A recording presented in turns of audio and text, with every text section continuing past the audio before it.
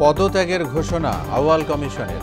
নির্বাচন ব্যবস্থা ঢেলে না সাজালে সুষ্ঠু ভোট সম্ভব নয় বললেন বিদায়ী সিইসি। ছাত্র জনতার মহা বিপ্লবে হাসিনার পতনের 1 মাস আজ। সারা দেশে শহীদি মার্চ কর্মসূচি পালন করবে বৈষম্য বিরোধী ছাত্র আন্দোলন। LPG cylinder কেনাবেচায় ব্যবসায়ীরাই সর্বা। ঘুণাক্ষরেও পালন হয় না সরকারি নির্দেশ, কঠোর তদারকি চান অসহায় ভোক্তারা।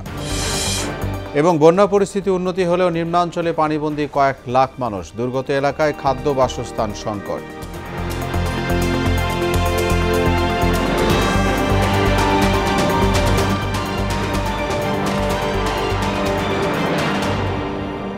আসসালামু আলাইকুম। আমন্ত্রণ মোহনা সংবাদে এতক্ষণ শুনছিলেন শিরোনাম।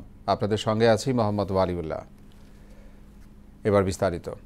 দায়িত্ব গ্রহণের 2.5 বছরের মাথায় বিদায় নিল আউয়াল কমিশন। দুপুরে সংবাদ সম্মেলন করে পদত্যাগের ঘোষণা দেন সিইসি কাজী হাবিবুল আউয়াল। তিনি বলেন, নির্বাচন ব্যবস্থা ঢেলে না সাজালে কখনোই সুষ্ঠু ভোট সম্ভব নয়।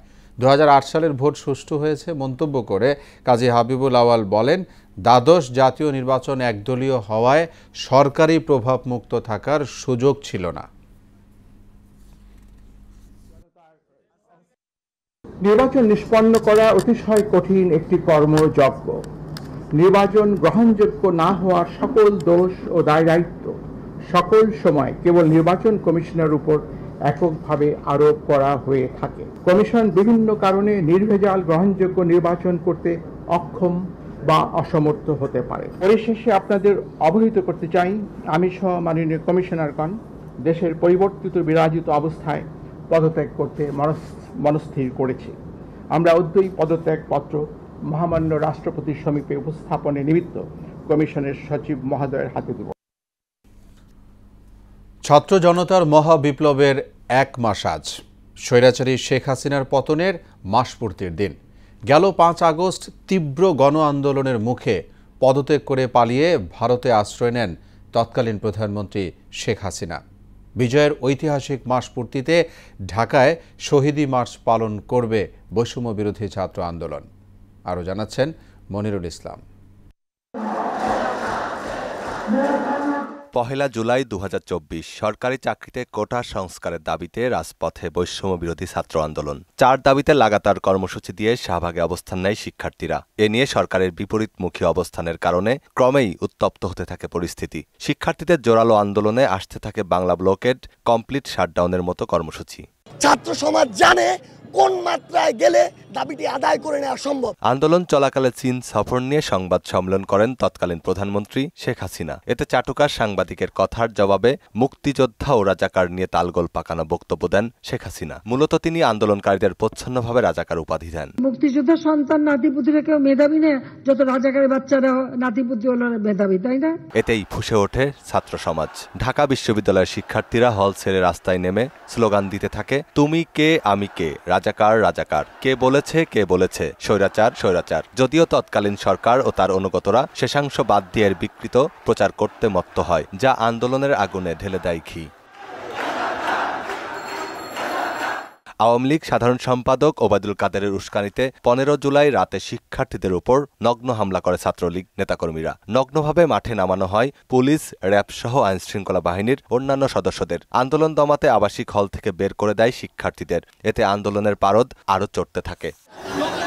রাত পোহাতেই রামপুরা, বনশ্রী, বাড্ডা, বসুন্ধরা, যাত্রাবাড়ি, শনির আখড়া, ধানমন্ডিতে তীব্র প্রতিরোধ গড়ে তোলেন প্রাইভেট বিশ্ববিদ্যালয় ও 7 কলেজের শিক্ষার্থীরা। এমন পরিস্থিতিতে নির্বিচারে শিক্ষার্থীদের বিক্ষোভে গুলি চালানো হয়। রাজপথে লুটিয়ে পড়তে থাকে তাজা প্রাণ।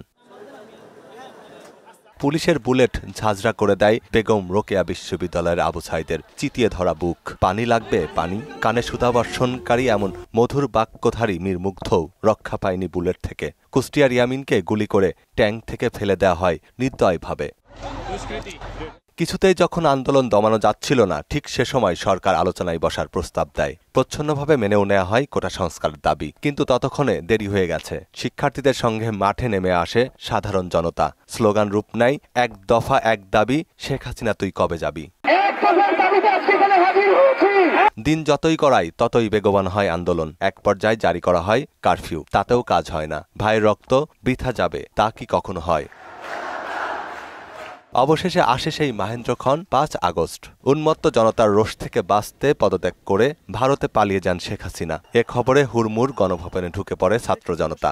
জাতীয় সংসদে চলে আনন্দ উল্লাস। ঢাকা সহ সারা দেশে তখন বিজয়ের উৎসব। শাহবাগে অবস্থান নেয় লাখ লাখ মানুষ। উঠতে থাকে লাল সবুজ পতাকা। শত শত ছাত্র জনতার প্রাণের বিনিময়ে এ এক নতুন স্বাধীনতা, নতুন বাংলাদেশ। মনিরুল ইসলাম, মোহনা সংবাদ, ঢাকা। তরলীকৃত পেট্রোলিয়াম গ্যাস এলপিজি কেনাবেচায় এখনও বেসরকারি কোম্পানির প্রভাব মুক্ত হয়নি বাজার। সরকারিভাবে দাম নির্ধারণ প্রক্রিয়ার ৩.৫ বছর পেরোলেও বাজারে প্রভাব নেই। কেনাবেচা চলছে ব্যবসায়ীদের মর্জি মতো। গত সোমবার চলতি মাসের জন্য ১২ কেজি এলপিজি সিলিন্ডারের দাম ১,৪২১ টাকা নির্ধারণ করা হলেও বাজার চলছে উল্টো নিয়মে। রাজধানীর বিভিন্ন দোকানে বসুন্ধরার ১২ কেজি সিলিন্ডার ১,৫৫০ আর অন্য কোম্পানির এলপিজি বিক্রি হচ্ছে গড়ে ১,৫০০, অর্থাৎ সরকারের বেঁধে দেয়া দামের চেয়ে ১ থেকে ১৫০ টাকা বেশি। মূল্যে ক্রয় করতে পারি, আমরা ভোক্তা পর্যায়ে আমরা কম মূল্যে দিতে পারবো। সেক্ষেত্রে ভোক্তা সুবিধাভাবে আমরাও এটা বেনিফিট চাই। কোনোটা ১৫৫০ টাকা, কোনোটা ১৫০০ টাকা, আবার কোনোটা আরেকটু কমও রাখি, কারণ দূরত্বটাও বুঝতে হয়। বর্তমানে আমরা ১৪০০ টাকা আমরা ব্যবহার করি। আমরা চাই যে আমাদের ভারতের গ্যাস যত বন্ধ করে দিছে, এখন আমরা চাই যে আমাদের দেশে গ্যাসের দাম আরো কমবে, আমরা আরো কম দামে কিনবো, কম দামে ব্যবহার করব। সরকার যদি বিবেচনা করে যদি গ্যাসটার রেটটা একটু কমায় দেয়, তাহলে দেশের মানুষের জন্য ভালো হয়। ফেনীর মহিপালে বৈষম্য বিরোধী ছাত্র আন্দোলনে আওয়ামী লীগ কর্মীদের গুলিতে শিক্ষার্থীদের নিহতের অভিযোগে সাবেক প্রধানমন্ত্রী শেখ হাসিনাকে আসামি করে মামলা হয়েছে। সাবেক স্বরাষ্ট্রমন্ত্রী আসাদুজ্জামান খান কামাল, সেতুমন্ত্রী ওবায়দুল কাদের সহ অজ্ঞাত প্রায় ৫০০ জনকে এতে আসামি করা হয়। নিহত শিক্ষার্থী মাসুমের ভাই মাহমুদুল হাসান বাদী হয়ে বুধবার রাতে ফেনী মডেল থানায় মামলাটি দায়ের করেন।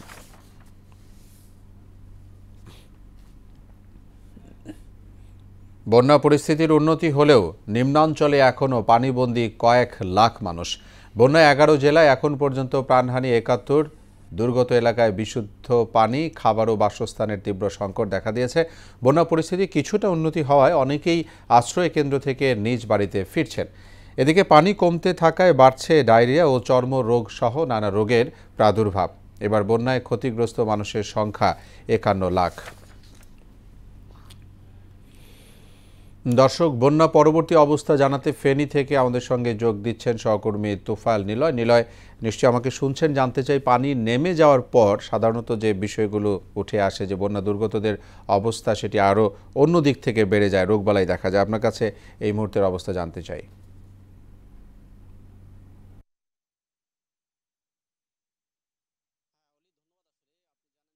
জেলার বন্যা কবলিত হয়ে আসলে ৬ উপজেলার মধ্যে ৫ উপজেলা থেকে বন্যার পানি নামলেও এখনো দাগনভূঞা উপজেলার কিছু এলাকায় সামান্য পরিমাণ জলবদ্ধতা রয়েছে। তবে এই জলবদ্ধতার কারণ সম্পর্কে আমরা এখানকার পানি উন্নয়ন বোর্ডের সাথে কথা বলেছি। তিনি জানিয়েছে যে আসলে কিছু কিছু এলাকায় আসলে মানুষের ঘর বাড়ি আসলে অপরিকল্পিতভাবে করায় আসলে পানির যে স্রোত সেটি কিন্তু ব্যাহত হয়েছে। এছাড়াও কিছু কিছু এলাকায় মৎস্য খামার তৈরি করেছে, মৎস্য প্রকল্প তৈরি করা আসলে পানির যে প্রতিবন্ধকতা সেটি সৃষ্টি হয়েছে। এসব সমস্যাগুলোর কারণে কিন্তু ওই অঞ্চল থেকে পানিগুলো আছে ১৭ দিন হলেও সেই পানিগুলো সেখান থেকে নামছে না। তবে আমরা এখানকার পানি উন্নয়ন বোর্ডের সাথে কথা বলেছি। তিনি আরো একটি বিষয় আমাদেরকে অবগত করেছে যে এখানকার যে মুসাপুর যে সুইচ গেট সেটি ভেঙে যাওয়ার কারণে আসলে ফেনীর ছোট নদীতে যে জোয়ার আসে, সেই জোয়ারের স্রোতগুলো কিন্তু আসলে ওই সোনাগাজী এবং দাগনভূঞা উপজেলায় বিভিন্ন যে খালগুলো রয়েছে সেগুলোতে প্রবেশ করে আসলে নিম্ন অঞ্চলের দিকে সেগুলো পানিগুলো ঢুকে। সেজন্য আসলে পানির যে নামার যে বিষয়গুলো সেটি কিন্তু ধীরে ধীরে বাড়ে এবং কি কমার সময় আবার জোয়ার আসে। এই সব কারণগুলোতে আসলে সেই সব অঞ্চল থেকে আসলে পানির যে জলবদ্ধতা সেটি কিন্তু রয়েছে। তবে আপনাকে আরেকটি বিষয় বলে রাখি যে আমি এই মুহূর্তে রয়েছি ফেনী শহরের জি একাডেমি স্কুলে। সেখানে এখনো আসলে জেলা জুড়ে প্রায় 700 শিক্ষা প্রতিষ্ঠানের এখনো শিক্ষা কার্যক্রম শুরু করতে পারেনি। বন্যায় যে পরিমাণ ক্ষতি হয়েছে সে পরিমাণ ক্ষতির পরিমাণ আমাদেরকে জানিয়েছে যে প্রায় শিক্ষা এবং প্রাথমিক উচ্চ মাধ্যমিক সব মিলিয়ে প্রায় 40 কোটি টাকার উপরে ক্ষতি হয়েছে বলে আমরা জানতে পেরেছি। তো এই ছিল আমার কাছে বন্যার পরবর্তী সর্বশেষ তথ্য। অলি, নিলয়, ধন্যবাদ জানাচ্ছি আপনাকে আমাদের সঙ্গে যোগ দেওয়ার জন্য। বন্যা পরবর্তী খবর জানাতে ফেনী থেকে বলছিলেন সহকর্মী নিলয়। কুমিল্লার মুরাদনগর থেকে বন্যা পরবর্তী অবস্থা জানিয়েছেন সহকর্মী শাহাবুদ্দিন। এই মুহূর্তে আমি রয়েছি গুমতির তীরে মুরাদনগর এলাকায়। আমরা এই এলাকায় এসে যা শুনতে পেয়েছি তা অত্যন্ত দুঃখজনক। এই বন্যায় মানুষের শুধু ঘরবাড়ি নয়, তাদের ব্যাপক ক্ষয়ক্ষতি হয়েছে। কবরস্থান থেকে শুরু করে কোনো কিছুই কিন্তু বাদ যায়নি। তো আমরা একজন এখানকার সাধারণ মানুষ যার কাছে জানতে চাইবো যে আসলে আপনাদের এখানে এবারের বন্যায় কেমন ক্ষয়ক্ষতি হয়েছে বলে আপনি মনে করেন? আসসালামু আলাইকুম। আমাদের এখানে এই বছর অনেক ক্ষতি হয়েছে, আর এই বছর পানি অনেক বেশি উঠছে। আমাদের একটা কবরস্থান একদম বিলীন হয়ে গেছে। আমাদের 90% কবরস্থানটা ভাঙ্গা, এখন আর কিছু নাই।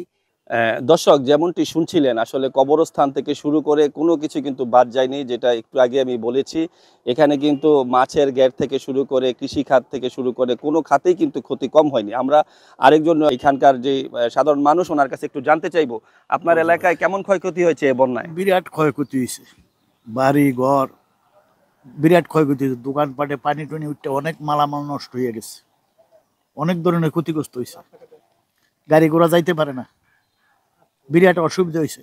তো যেমনটি শুনছিলেন, আসলে এই এলাকার রাস্তাঘাট থেকে শুরু করে সবই কিন্তু পানির নিচে নিমজ্জিত ছিল এক সময়।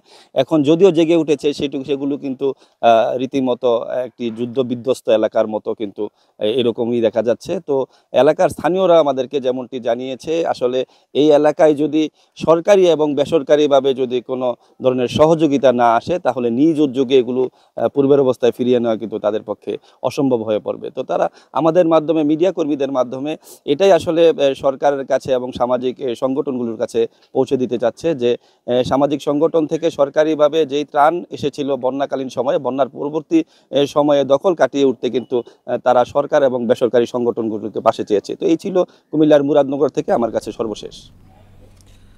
বিএনপির ভারপ্রাপ্ত চেয়ারম্যান জনাব তারেক রহমানের নির্দেশে ফেনী জেলায় বন্যা দুর্গতদের স্বাস্থ্য সেবা উপকরণ বিতরণ করা হয়েছে। ফুলগাজী উপজেলার জিএম হাট বহুমুখী উচ্চ বিদ্যালয়ে বিশুদ্ধ পানি এবং ওষুধ বিতরণ করেন বিএনপির স্বাস্থ্য বিষয়ক সম্পাদক ডাক্তার রফিকুল ইসলাম। এ সময় উপস্থিত ছিলেন ঢাকা মহানগর দক্ষিণ বিএনপির আহ্বায়ক রফিকুল আলম মজনু ও দলের নির্বাহী কমিটির সদস্য আবু তালেব সহ দলের অন্যান্য নেতারা। বন্যা পরিস্থিতি মানুষ সুস্থ না হবে, মানুষ স্বাভাবিক পরিবেশে ফিরে না যাবে, ততদিন আমরা খাদ্য সামগ্রী এবং চিকিৎসা আমরা অব্যাহত রাখবো। বাংলাদেশ জাতীয়তাবাদী দল এবং তার অঙ্গ সংগঠনের প্রতিটি নেতাকর্মী আপনারা যেভাবে বন্যাতে যেমন ঝাঁপিয়ে পড়েছেন, এবং বাংলাদেশ জাতীয়তাবাদী দলের প্রতিটি নেতাকর্মীও কিন্তু সেই করোনাকালীন সময়েও কিন্তু আপনারা আপনাদের যে মানুষের পাশে দাঁড়িয়েছিলেন, সেটি কিন্তু এখনো মানুষ স্মরণ করে। ফরিদপুরে রাত নামতেই পদ্মা নদীর বুক থেকে অবৈধভাবে বালু উত্তোলনের প্রতিযোগিতায় নামে স্থানীয় কয়েকজন প্রভাবশালী। এর ফলে সৃষ্টি হওয়া ভাঙনের কবলে পড়ে সহায় সম্পদ হারাচ্ছেন এলাকাবাসী। বিলুপ্ত হচ্ছে গ্রামের পর গ্রাম। ক্ষতিগ্রস্ত অবিলম্বে অপরিকল্পিত বালু তোলা বন্ধের দাবিও জানিয়েছেন। এদিকে পানি উন্নয়ন বোর্ড বলছে, জেলা প্রশাসনের সহযোগিতায় প্রায়ই উত্তোলনকারীদের বিরুদ্ধে ব্যবস্থা নেওয়া হয়। ফরিদপুর থেকে আশিস পোদ্দার বিমানের প্রতিবেদন, জানাচ্ছেন আফরিন পপি। ফরিদপুরে একটি প্রভাবশালী চক্র অবৈধভাবে বালু উত্তোলন করে আসছেন দীর্ঘদিন ধরে। বছরের পর বছর অপরিকল্পিতভাবে বালু তোলায় ঝুঁকিতে পড়েছে কয়েকশো মিটার দূরের ফরিদপুরের নদী বন্দর। আর আইজউদ্দিন মাতুব্বরের ডাঙ্গি ও নাজির বিশ্বাসের ডাঙ্গি গ্রামসহ দুই পাড়ের অন্তত 15 গ্রামের ফসলি জমি নদীতে বিলীন হয়েছে। নদী ভাঙনে এরই মধ্যে অন্তত 3টি গ্রাম সম্পূর্ণরূপে বিলীন হয়ে গেছে। আরও অন্তত 10-12টি গ্রামের অনেকটাই ভেঙে গেছে।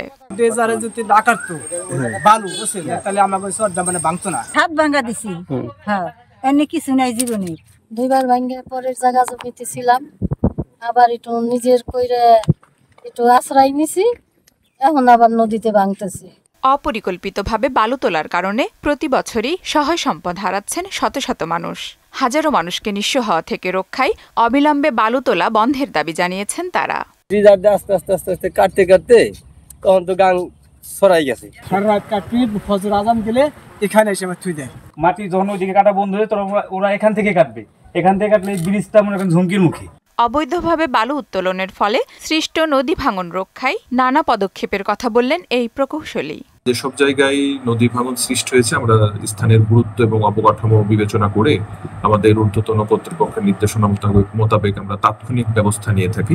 এখনই বালু খেকোদের ঠেকানো না গেলে ফরিদপুর শহর রক্ষা বাঁধও হুমকিতে পড়বে বলে আশঙ্কা স্থানীয়দের। আফরিন পপি, মোহনা সংবাদ। সরকার পরিবর্তনে থমকে যাওয়া বরিশাল সিটির উন্নয়ন কাজ পুনরায় চালু হওয়ায় খুশি নগরবাসী।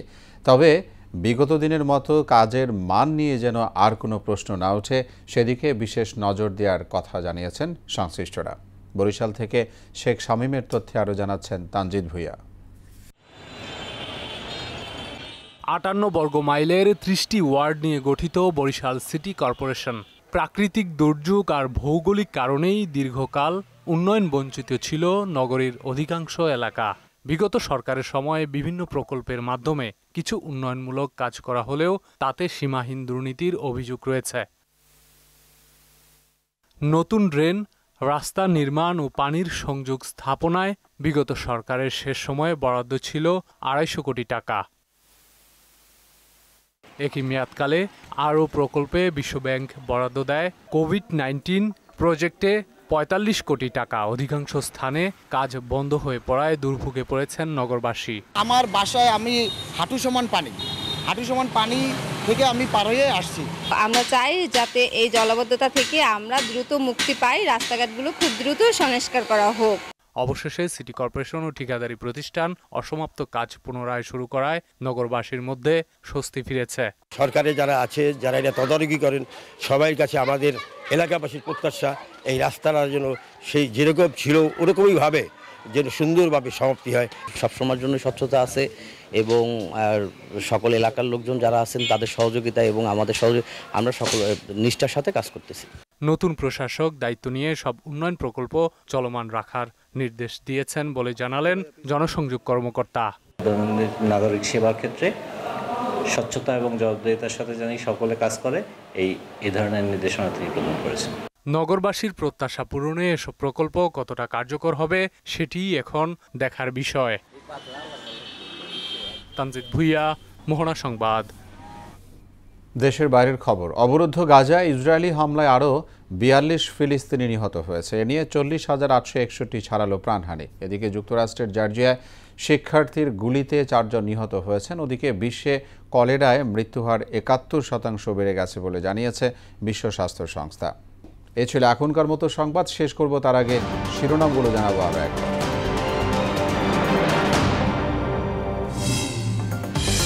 পদত্যাগের ঘোষণা আউয়াল কমিশনের। নির্বাচন ব্যবস্থা ঢেলে না সাজালে সুষ্ঠু ভোট সম্ভব নয় বললেন বিদায়ী সিইসি। ছাত্র জনতার মহা বিপ্লবে হাসিনার পতনের ১ মাস আজ। সারা দেশে শহীদি মার্চ কর্মসূচি পালন করবে বৈষম্য বিরোধী ছাত্র আন্দোলন। এলপিজি সিলিন্ডার কেনা বেচায় ব্যবসায়ীরাই সর্বা। ঘুণাক্ষরেও পালন হয় না সরকারি নির্দেশ। কঠোর তদারকি চান অসহায় ভোক্তারা। এবং বন্যা পরিস্থিতি উন্নতি হলেও নিম্নাঞ্চলে পানিবন্দী কয়েক লাখ মানুষ। দুর্গত এলাকায় খাদ্য বাসস্থান সংকট।